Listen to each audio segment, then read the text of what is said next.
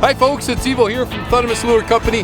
Welcome to today's episode of Thundermist Fishing Tips. So glad to see you. November is upon us, and boy do I ever love November. I'm out here, folks, fishing the Upper Niagara River. And I'm running the Stingnose Jigging Spoon. And I'm just gonna drift this area here along the river.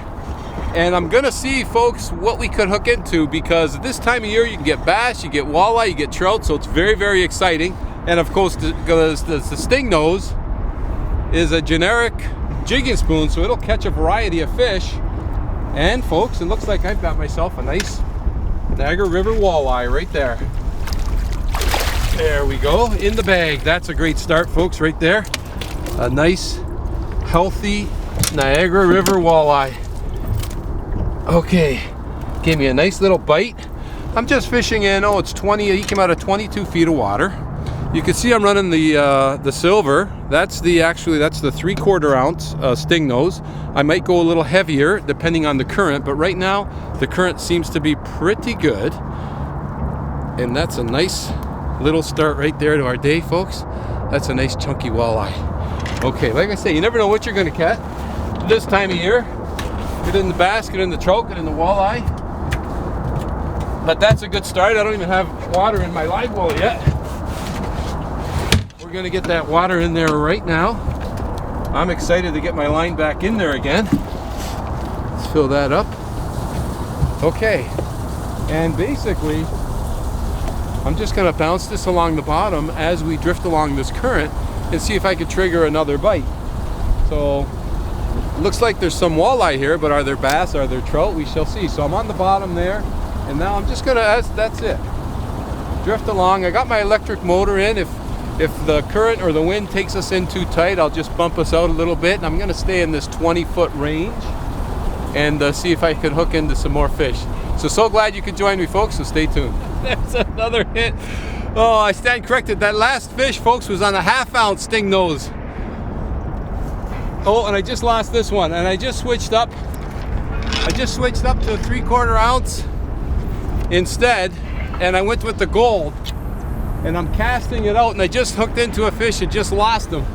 But the 3/4 ounce allows me to cast and retrieve and bounce it back. So I just bumped up just a little bit, and it seemed to work for me. So I'm gonna keep using this technique and see if I can get in another fish. I think that was another walleye. Oh boy, that one hit out there nicely on the jig. Oh, let's see if I can land this one instead of missing them. I don't know what it is, folks. It could be a bass, it could be a walleye. Like I say, it could be a trout. That's the thing, you never know out here. I'm just fishing. Oh, he came to the surface. It looks like a little smallmouth bass, a nice size smallmouth. So nice, like a nice smallie. Beautiful. I'm fishing out here out in Fort Erie. I got buffalo on the other side. And this guy is just fighting. He's strong. In fact, I'm gonna anchor us here so I don't drift into the train bridge behind me. Oh, and a nice fish. Oh. Yes, this is what November fishing is all about, folks. Okay, and now that I've got my anchor in, I better get around that line. Okay, there we go. Now I gotta get to my net. Okay, we're gonna make a little maneuver here, folks. Don't mind me. I think it's a bass. He's fighting like a bass. He came to the top of the water like a bass. Oh boy. Yeah, it's a bass. Nice little smallie. Okay, let's get him in the net. There we go. Yeah, that's a nice, isn't that a nice looking river bass right there, folks? Nice looking river bass. Not big, but did you see him fight? They're strong in this current. They're really, really strong. Now to get that out, it's just on the inside of his. I'm gonna use the needle nose just so I don't hurt this fish, because we're gonna release him. Let me get the pliers and we'll get him right back out. Okay, there we go. He really hit that bait really, really hard. Okay, that's a nice little smallie though in anyone's books. I can catch these guys all day long.